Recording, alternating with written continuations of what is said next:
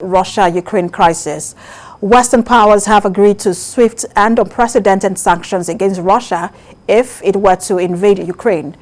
U.S. President Joe Biden says there is total unanimity with European leaders over Russia's troop buildup on the border with Ukraine.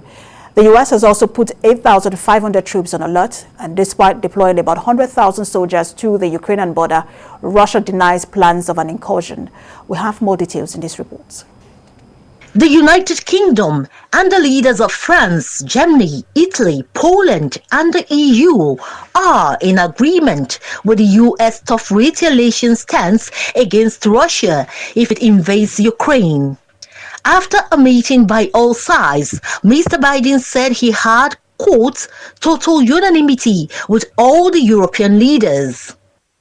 A Downing Street spokesman said the leaders agreed on the importance of international unity in the face of growing Russian hostility. They also agreed that allies must enact swift retributive responses, including an unprecedented package of sanctions.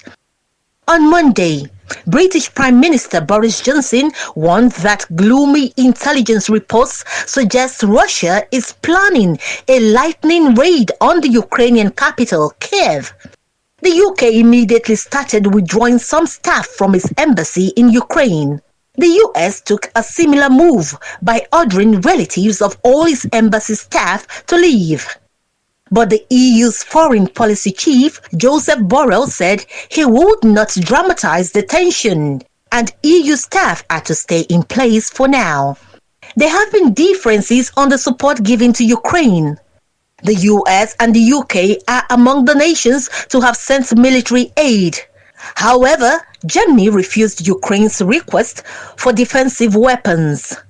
Germany's defense minister, Christine Lambrecht, told journalists his country will instead send medical aid. The US says about 8,500 combat-ready troops are on alert for deployments to Ukraine on short notice. Pentagon's press secretary John Kirby says they would only be deployed if the NATO military alliance decides to activate a rapid reaction force or if other situations develop.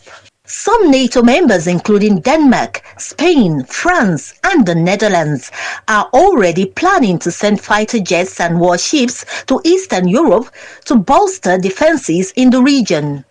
Russia says it sees NATO as a security threat and is demanding legal guarantees that the alliance will not expand further east, including into neighboring Ukraine. The US insists the issue at stake is Russian aggression, not NATO expansion.